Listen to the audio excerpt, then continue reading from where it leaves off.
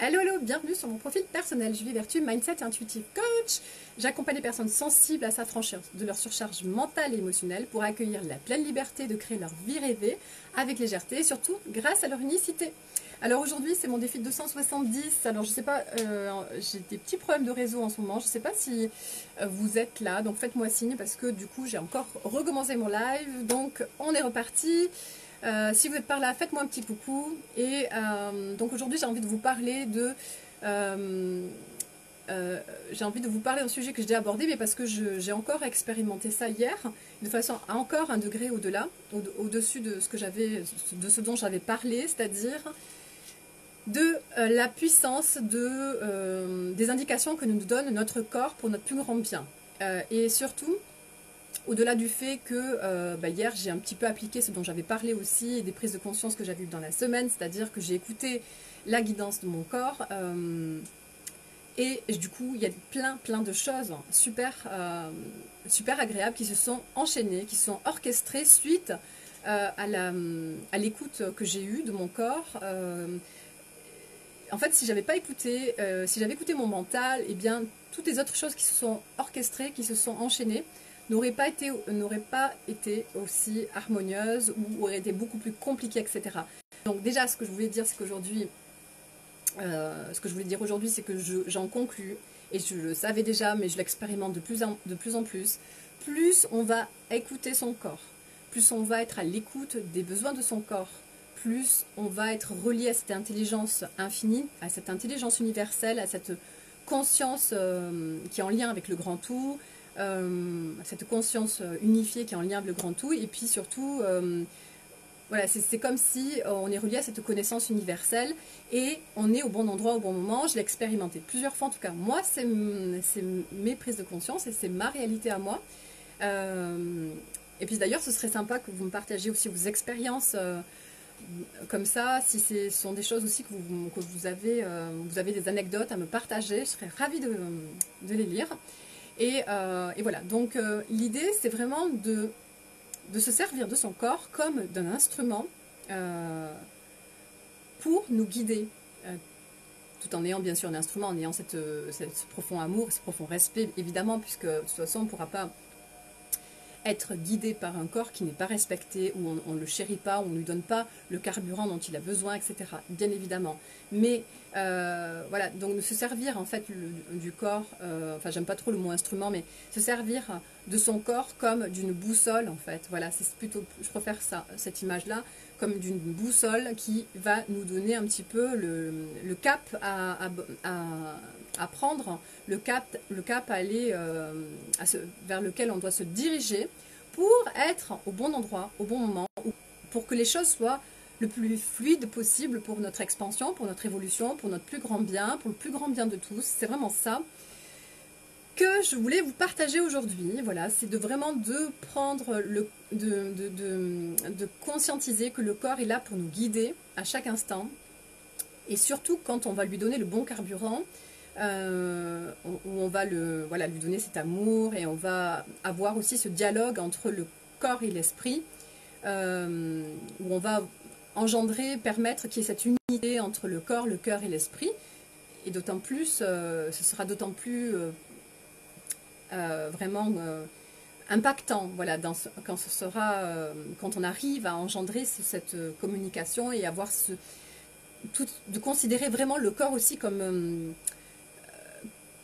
le meilleur partenaire en fait pour traverser notre vie, et en même temps voilà, de conscientiser que c'est une partie de nous qui est sacrée et qui nous met en lien avec ce qui nous dépasse. Et plus on va l'honorer, plus on va voir le côté sacré, le côté partenariat, plus on va être guidé, plus on va être à son écoute aussi, et plus on va avancer avec fluidité, avec facilité, avec légèreté aussi. Donc voilà.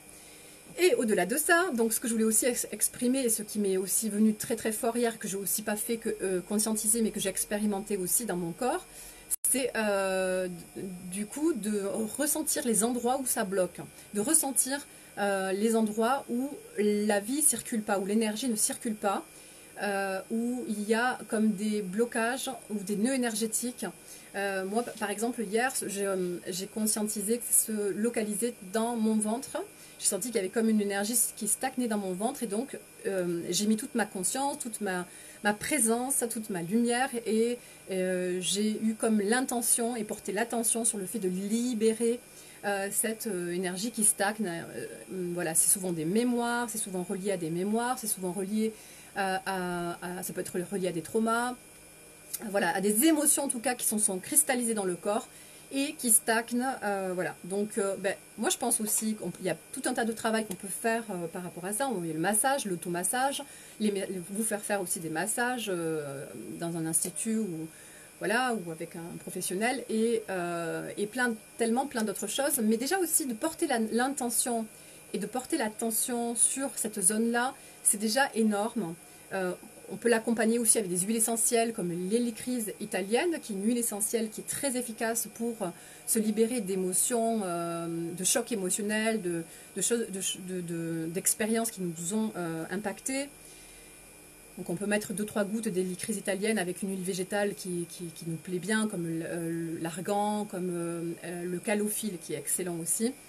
Voilà, par exemple. Mais en tout cas, le fait d'avoir cette intention et de porter l'attention sur cette zone-là, et de demander à ce qui est plus grand que nous à être libéré, si c'est dans nos croyances bien sûr, ou si on ne peut pas demander, parce qu'on ne partage pas ces convictions-là, eh bien on peut simplement demander à son moi supérieur, on peut demander à son higher self, comme on dit en anglais, à la partie la plus lumineuse de nous, qui va se charger de nous aider à libérer, à nous décharger de ces émotions qui stagnent dans notre corps. En tout cas, moi, j'ai fait ça et je me suis sentie comme plus légère, comme plus vibrante, comme plus alignée tout simplement avec moi-même. Donc voilà, alors pour terminer, pour résumer, donc le corps est comme une boussole pour notre...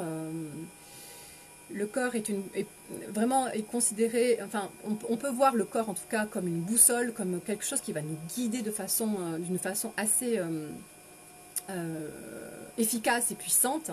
Et parallèlement à ça, plus on va l'honorer, plus on va lui donner de l'amour, plus on va le chérir, etc., plus on va être vraiment guidé de façon la plus pertinente et la plus, d'une façon qui sera la plus alignée avec qui on est véritablement. Et ensuite, la deuxième chose que je voulais exprimer, c'est de porter l'attention, de porter la conscience sur les zones où on sent que on se sent en résistance, où on sent que c'est contracté, où on sent que on est comme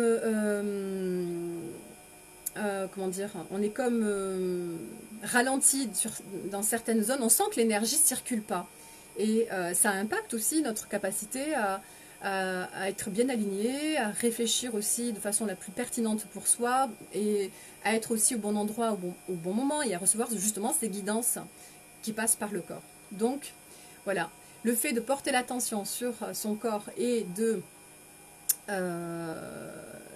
mettre toute sa présence et respirer, voilà, c'est ça aussi que je voulais vous partager, c'est aussi ce que j'ai fait, c'est respirer dans cette zone. Ça c'est très efficace, c'est-à-dire qu'on va respirer dans la zone où on sent qu'on est contracté, où on sent qu'on fait de la résistance, où on sent qu'il y a comme une tension nerveuse, une tension émotionnelle, quelle que soit une tension dans vos viscères aussi. Moi ça se manifestait comme ça hier. Et